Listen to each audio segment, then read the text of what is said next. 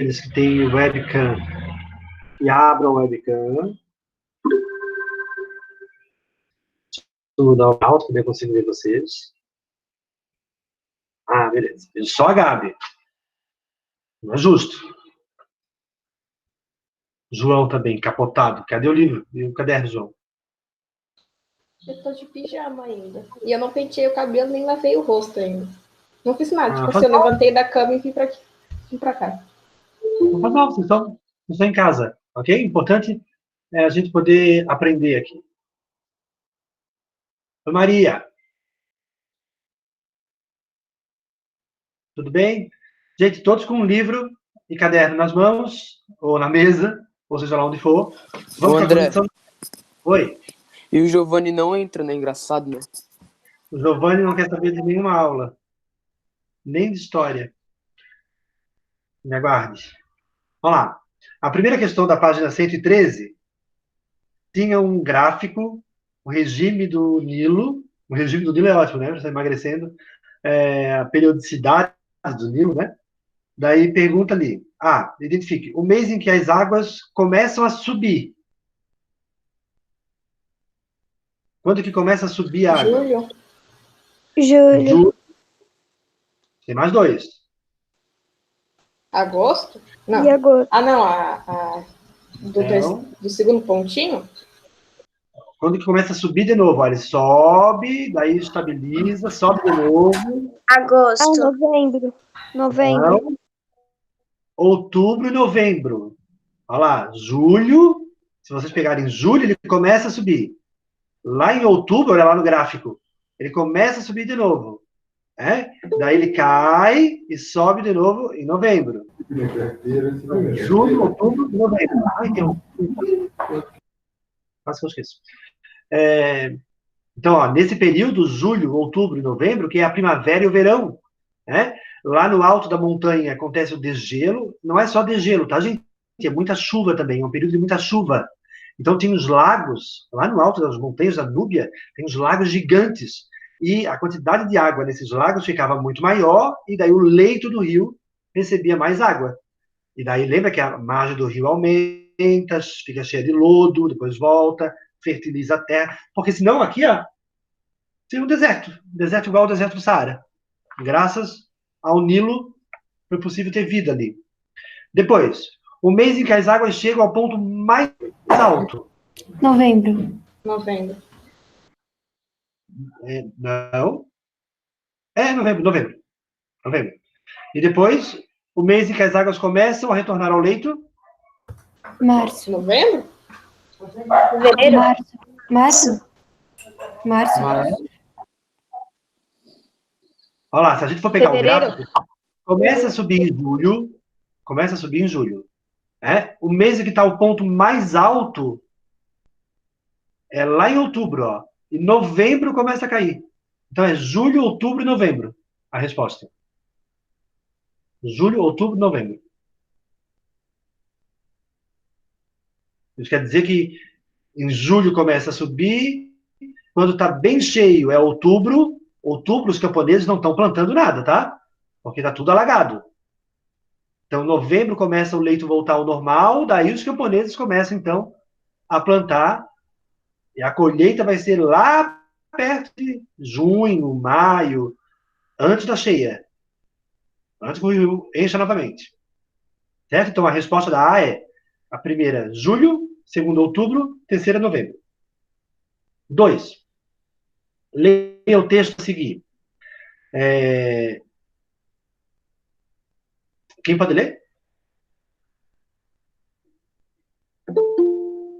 Posso ler? Pode. Projetando-se para o céu, as pirâmides dão a impressão de que vão durar para sempre. Os egípcios pretendiam que elas inspirassem admiração, tanto entre os súditos do faraó, quanto entre visitantes estrangeiros. Seus construtores esforçaram-se por fazê-las grandiosas e gloriosas porque eram destinadas aos deuses. Os egípcios acreditavam que seus reis eram deuses. Queriam que os túmulos, como os deuses, durassem eternamente. Os primeiros faraós egípcios eram enterrados em sepulturas feitas com tijolos de barro, chamadas mastabas. até que o brilhante arquiteto projetou a primeira pirâmide para o rei de José, por volta de 2660 anos antes de Cristo. E a primeira pirâmide nem é daquele jeito, tá, gente? Ó, não era assim. Como aquelas pirâmides famosas lá, que aparecem nas imagens, né, do Cairo, Kelps, Kefren, que era o nome dos faraós, Kelps, Kefren e Miquerinos. A primeira pirâmide, de Djoser, que é a mais antiga encontrada, ela era assim, ó. Ela era de degraus. Era desse jeito. Mais tarde é que eles vão começar a fazer as pirâmides dessa forma aqui. E eu deixei como tarefa vocês tentarem descobrir por que era em forma de pirâmide. Por que eles não faziam um túmulo assim, igual a gente faz um túmulo retângulo? Por que eles faziam aquelas em forma de pirâmide? Depois a gente fala sobre isso. Olha lá, o Imhotep, esse Imhotep era um engenheiro bem famoso, tá? No Egito Antigo. Bem importante no Egito Antigo. Qual é o assunto do texto? Quem pode falar? Sofia, pode ser tu. Oi. O assunto do texto são as pirâmides. A construção das pirâmides. Beleza. Maria Clara, o que eram as pirâmides? Maria. Professor, posso falar? Cadê a Maria, gente? Oi? A Maria tá aí, Maria Clara? Tô aqui. Tá ali. Tá, vai, Maria, a B, como é que tu fez? O que eram as pirâmides? Pelo que eu entendi, as pirâmides eram tipo a tumba que guardavam dentro o corpo do faraó depois de morto. E com todos os tesouros, as coisas junto com ele. Certo? É o túmulo. É o túmulo do faraó. Vocês já foram no cemitério? Já foram? Sim. No cemitério? Sim, já foi 2 vezes. Túmulos Eu nunca, de mármore, né? eu nunca entrei em um, só vi passando de carro. Sério? Ah, tem que ir. O cemitério é um lugar interessante. Sabe que quando eu fui a Paris, por exemplo, no cemitério de Paris, é bem legal da gente visitar, porque tem um monte de gente famosa. A gente vê o túmulo daquelas pessoas famosas, no Père Lachaise. Quando eu fui para a Argentina também, em Buenos Aires, dá para ver o túmulo da Evita Peron, dá para ver o túmulo, né, de algumas pessoas que são importantes. O cemitério é um lugar legal de visitar. Até o nosso aqui é um lugar legal de visitar. Eu já dei uma aula no cemitério uma vez, no sexto ano. Eu vou no cemitério todo ano com a minha avó e com a minha tia-avó pra limpar os túmulos dos meus livros no Dia dos Mortos. Partiu Paris, conheceu o Père Lachaise. Então, é isso mesmo, tá, Maria? São túmulos onde ficavam os faraós. E não era só faraó, tá? Tinha pirâmide para sacerdote, mas daí era um alto sacerdote, porque imagina pagar a construção de uma pirâmide, né? Um alto nobre, aqueles que tinham um cargo muito alto, tinham dinheiro para pagar a construção da pirâmide e a mumificação, porque a mumificação também era cara, né? Não era todo mundo que fazia. Depois vamos entender por que isso. Vamos lá. Copie em seu caderno a frase do texto que afirma que o Egito Antigo era uma teocracia. Antônio, que frase tu botou? Eu botei, os egípcios acreditavam que seus reis eram deuses. Ótimo. Os egípcios acreditavam que seus reis eram deuses. Eu também coloquei outra. André, Que outra tu botou? esforçavam-se por fazê-las grandiosas e gloriosas para os seus deuses. Para os seus deuses, ok. Eles acreditavam que era qual deus? Osíris? Não. O faraó, que deus era? Horus. Horus. Horus. Filho de Osíris e Ísis. Então, todo faraó era Horus. Lembra aquela Eu pus história? outra frase, André. Fez uma frase? Qual que botou? Os egípcios pretendiam que elas inspirassem admiração, tanto entre os súditos do faraó, quanto entre visitantes estrangeiros. A tua frase, na verdade, não mostra que o rei é um deus. Né? Mas mostra que eles têm admiração por ele. Não, tudo bem, mostra que eles tinham admiração, mas a pergunta é: que frase mostra que o faraó é um deus? Que era uma teocracia, né? Que eram governados por Deus. A melhor frase é a frase que o Antônio colocou. Os egípcios acreditavam que seus reis eram deuses. Isso está falando ali. D. Gilberto. Todos os faraós egípcios eram enterrados em pirâmides? Justifique. Não. Como Cadê? que... É qual? É E, né? A D. D de dado. D. André, se ele não conseguir, posso falar? Não, eu só tô tentando achar. Não, porque os primeiros faraós eram enterrados em sepulturas, que são tipo uns túmulos antigos, as coisas assim. Sim, Tijolos de barro. Isso. Eu coloquei outra coisa também. Os primeiros faraós eram enterrados em mastabas. Né? Ele fala ali no texto que são construções de tijolo de barro. Então, nem todo faraó tem aquelas pirâmides. Hoje, na aula, vocês vão entender por quê. Tá? André, Oi. eu coloquei mais uma coisa também sobre esses túmulos, que tu falou na aula passada, mas que não estava no texto. Eles faziam as pirâmides até os... Como é que era? Mas ele fazia as pirâmides até que foram saqueados pelos Ixos. Daí resolveram fazer as tumbas em outro lugar, em dentro de montanha. Ótimo, Sofia. Isso mesmo. Ó, nesse período aqui, ó, que a gente vai ver hoje, as grandes construções do Egito, essas grandes pirâmides, os grandes templos, os grandes palácios, eles são feitos nessa época aqui, ó, no Antigo Império. No Médio Império, eles já não fazem mais pirâmides. A gente vai entender por que hoje. Tem a ver com a invasão dos Ixos. É isso aí. Vamos lá, 3. Sobre a sociedade do Egito Antigo, lê as afirmações a seguir. Tem 3, 4 afirmações. O que vocês colocaram? A B, a B alternativa de B. bola? Certo. Ó, se a 2 e a 4 estão corretas, a 1 e a 3 estão erradas. Vamos ver. A primeira, a 1. O vizir é a autoridade com maior poder no Egito.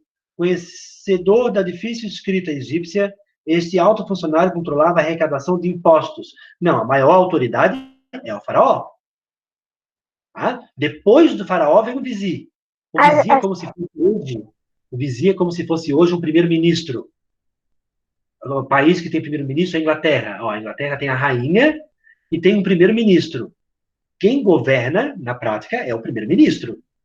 Tá? Ou a Espanha tem um rei e tem um primeiro-ministro. Quem governa é o primeiro-ministro.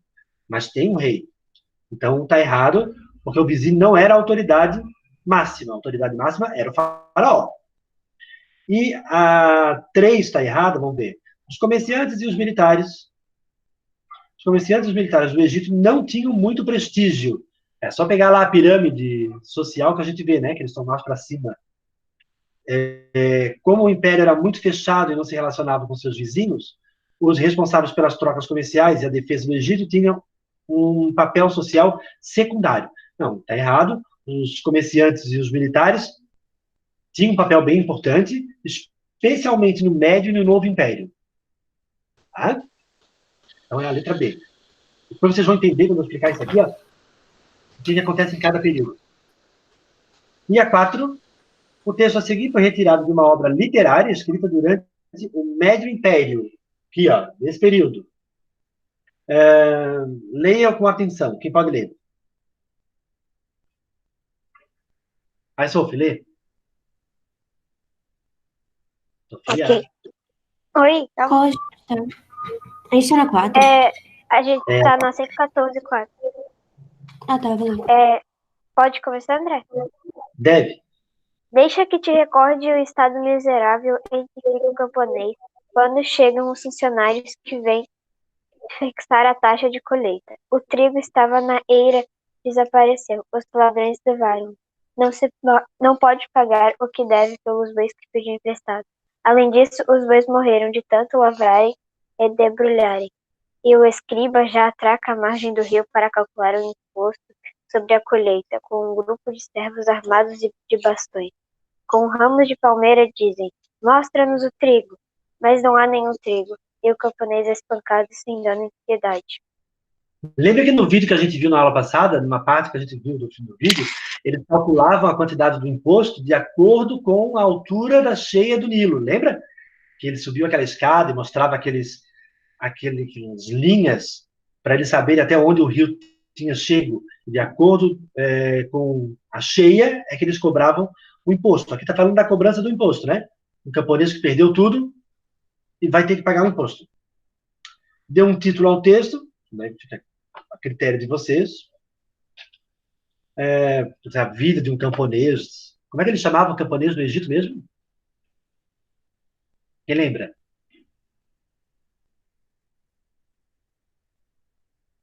Ô, gente Não desmemoriada. lembro. Felaz. Também não lembro. Felaz. Pelas. Felaz. Eram os camponeses.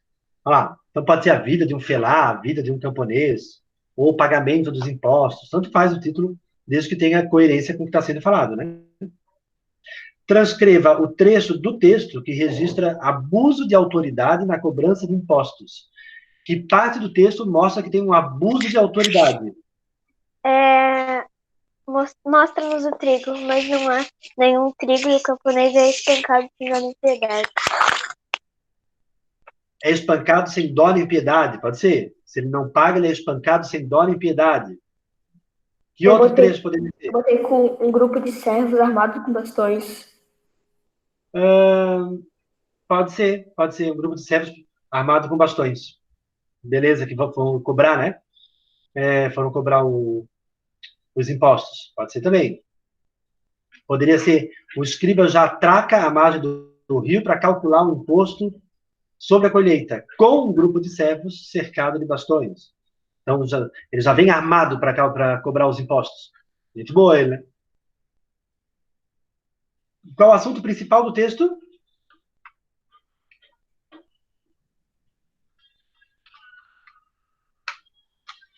A injustiça ao cobrar os impostos dos camponeses. Pode ser a cobrança dos impostos, pode ser a difícil vida dos camponeses. Imagina, olha que azar. Naquela época acontecia muita peste na agricultura, né? Não tinha as técnicas de agricultura que tem hoje. Né? A quantidade de química que usa em agricultura, como é que é o nome? Agrotóxico. Não tinha nada disso. Então, as pestes pegavam o tempo todo, destruíam a agricultura, mas tinha que pagar o imposto que era do faraó. Né? Olha como é diferente da gente, olha só. Presta atenção como é diferente da nossa sociedade. A nossa sociedade, a gente também paga imposto. Os pais de vocês pagam imposto pelo carro, pela casa, o salário deles. Tudo que compra tem imposto no supermercado. Esse dinheiro vai para o governo. E o governo tem que usar o dinheiro dos impostos para construir escola pública, saúde pública, transporte, estrada, segurança. Então, o dinheiro volta para a gente. Ou deveria. Né? O dinheiro dos impostos que é cobrado do povo volta para o povo de alguma forma. No Egito Antigo, não.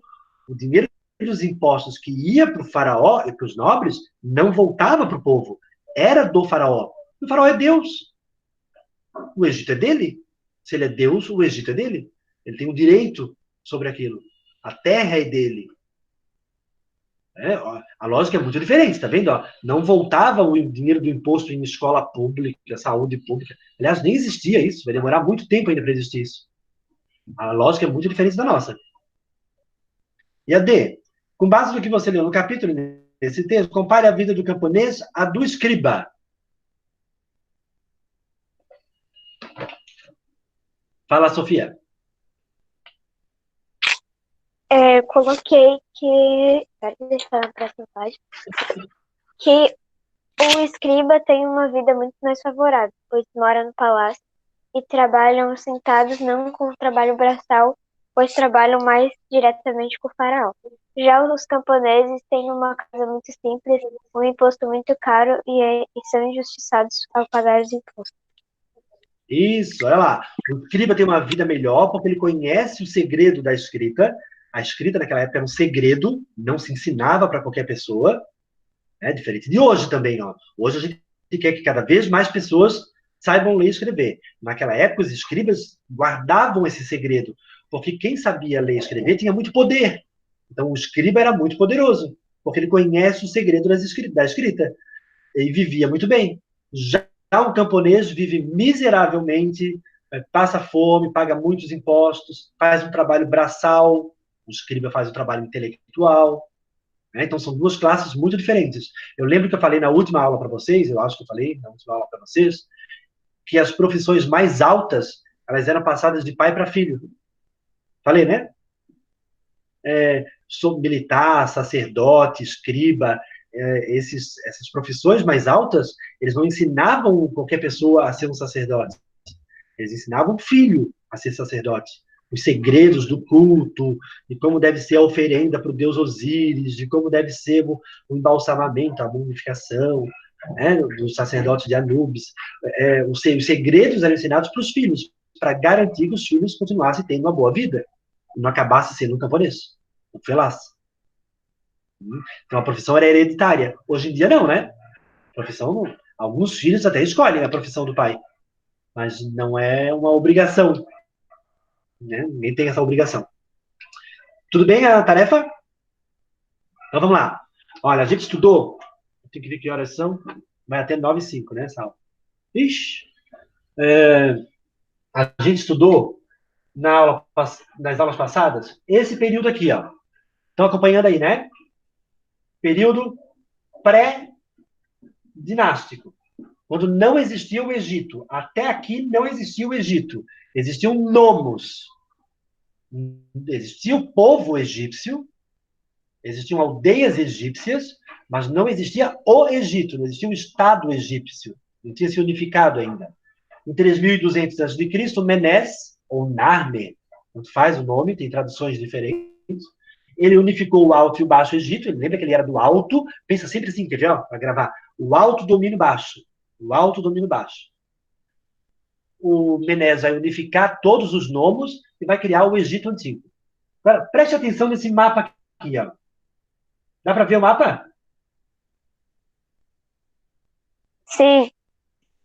Ó, vamos lá. Deserto, montanha e mar. E no meio disso aqui está o Egito. De que forma a geografia do Egito influenciou na história deles?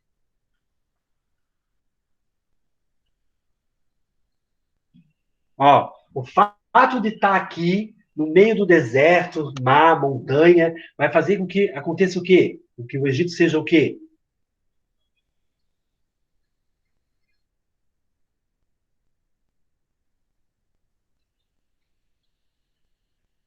Vamos, Nath, Lu, ajuda. Ó, o Egito está no meio de dois desertos, mar, montanha. O Egito vai ser mais o quê? Pensa que existem outros povos, muitos outros povos. Ele vai ser mais isolado do resto dos outros povos? Ele vai ser mais isolado. Vou botar aqui o que a Sofia falou. Ó. Se ele é mais isolado, se ele está mais protegido, certo, Sofia? Consegue perceber que ele está protegido? Olha aqui, ó. A natureza protegeu o Egito. O Gabi está prestando atenção? Ó, ele está mais protegido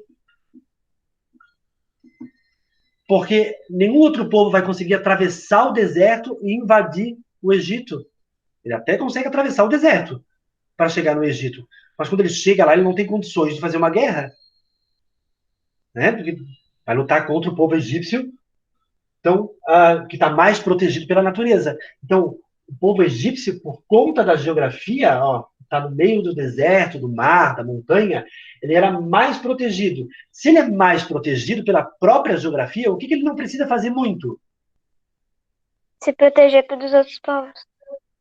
Então, ele tem menos exército. Olha, o fato de estar nessa geografia, nesse lugar, no meio do deserto, do mar e da montanha, nesse lugar específico, ele já estava tão protegido pela natureza que ele não precisou investir dinheiro em grandes exércitos. Tinha exército, é claro, mas no começo da história do Egito não tinha um investimento grande em exército. Para onde ia esse investimento? Se eu não preciso gastar dinheiro com o exército, o que eu posso fazer?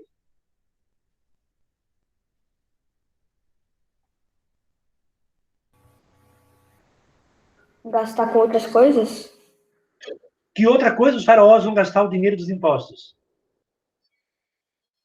Se ele não gastava tanto com o exército, ele pode usar Pirâmide! todo. Pirâmide. Isso, as pirâmides. As pirâmides são do Antigo Império. Por isso, olha lá, o Antigo Império, que foi desde quando se formou o Egito até 2180 a.C., o período mais antigo do período dinástico, ó, que é o período dinástico. Tudo isso aqui é o período dinástico. No Antigo Império é o período das grandes construções, das pirâmides, aquelas famosas, da esfinge, dos grandes templos, dos deuses, dos palácios dos faraós, aqueles grandes templos e palácios que existem até hoje, são escavados na arqueologia egípcia, eles são desse período. Por quê? Porque nesse período aqui o Egito estava protegido pela natureza. Nenhum povo vinha para invadir, vinha para fazer comércio, né? Vinha para conhecer, passava por ali atravessando o deserto, mas nenhum povo tinha força para invadir o Egito, porque o Egito estava protegido pela natureza. Se vocês prestarem atenção, olha só, o fato do Egito estar bem isolado, estava bem isoladinho aqui, ó, no meio do deserto. E tem pirâmide, né? Nenhum outro povo tem pirâmide. O Egito nem influenciou outra cultura, por exemplo. Né? As trocas de culturas, as influências, o Egito vai muito específica. Oi? Não tem muito a ver, mas o povo maia também tem pirâmide. Mas a pirâmide é diferente. A pirâmide maia, ela é um altar. Ela não é um triângulo que nem a da... Não, ela também ela também é uma pirâmide assim, ó, tá? Só que no caso da pirâmide egípcia, ela é um túmulo. Lá embaixo tem um corpo. A pirâmide maia, eles subiam até aqui para aqui fazer o sacrifício para os deuses.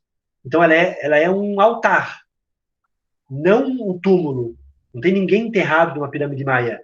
Era só um jeito de subir e ficar mais perto dos deuses.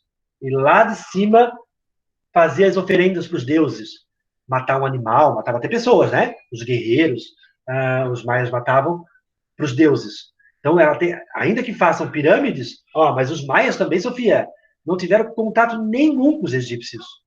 Os maias estão aqui na América. Que coisa doida, né? Pensar povos tão distantes um do outro e que tiveram uma ideia parecida, ainda que a função fosse outra. Para um é um túmulo, para outro é um altar. Então, o Antigo Império, primeira parte do período dinástico, quando começa a ter um faraó, existe o Egito. O Antigo Império é marcado pelas grandes construções. Como é que vocês vão botar isso aí no caderno de vocês? Vamos lá. Escreve, Antigo Império. Deixa eu pegar meu apagador.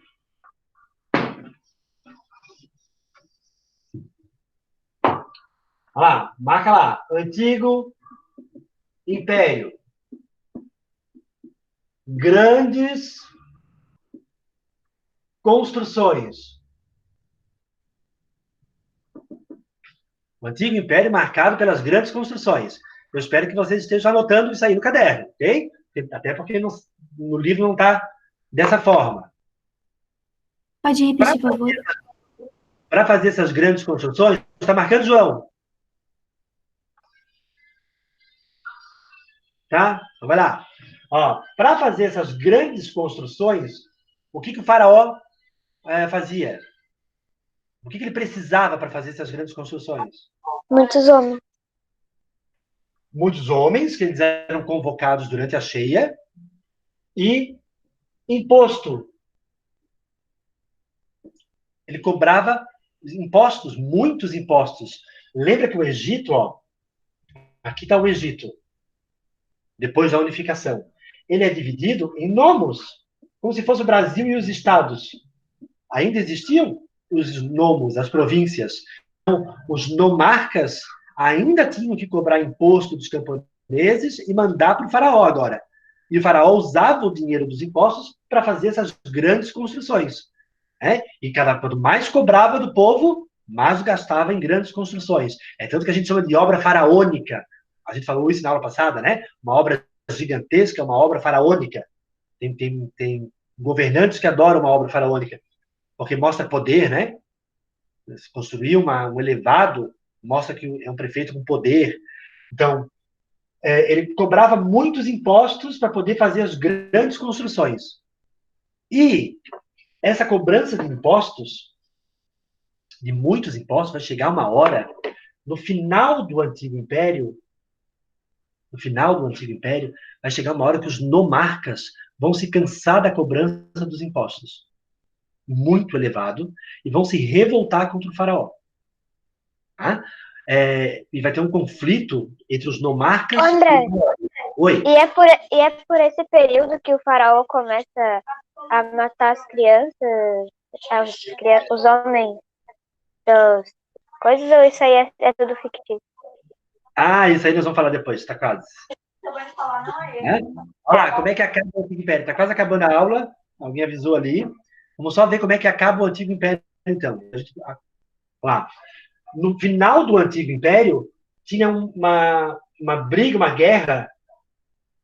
guerra entre os nomarcas versus o faraó, cansados da cobrança de tantos impostos. Isso aqui, ó, essa guerra enfraqueceu o Egito, a guerra que durou muito tempo, né, bastante tempo, vai enfraquecer o Egito. E outra, eles não prestaram atenção, olha, eles estavam tão prestando atenção dentro do Egito, a guerra que estava acontecendo, se Daí que defendendo... eles foram saqueados nas pirâmides? Daí é que, olha, isso vai enfraquecer eles, Sofia, de tal jeito que um outro povo vai invadir o Egito. Os Ixos, é nessa hora que os Ixos invadem. Os Ixos aproveitaram que o Egito estava em guerra. Ó, um povo que está em guerra não olha para fora, ele olha só para dentro. Os egípcios não perceberam que os Ixos estavam chegando e também estavam enfraquecidos pela guerra. Né? Então, a passagem do Antigo Império para o Médio Império é com a invasão dos Ixos. Os Ixos invadiram o Egito no final do Antigo Império. Agora, André, tu não falou que nenhum povo chegava no Egito, atravessava o deserto e tinha condições de lutar? Eu não falei isso no começo da aula. Como é que os Ixos conseguiram, será? O que os Ixos fizeram que conseguiram chegar no Egito e dominar o Império Egípcio? Cenas dos próximos capítulos. Cenas dos próximos capítulos. Certo? Na próxima aula a gente vê como é que os Ixos conseguiram chegar o Egito Antigo. Oi? Mas a aula termina às 9h15, não termina às 9h05. Não, Não, termina às 9h05, hoje tem 3 aulas. Pedro. É Normalmente 9h05. começa 8h30 e hoje começou 8h20, daí tem 10 minutos a menos de... É. Não a menos, vai terminar 9h05.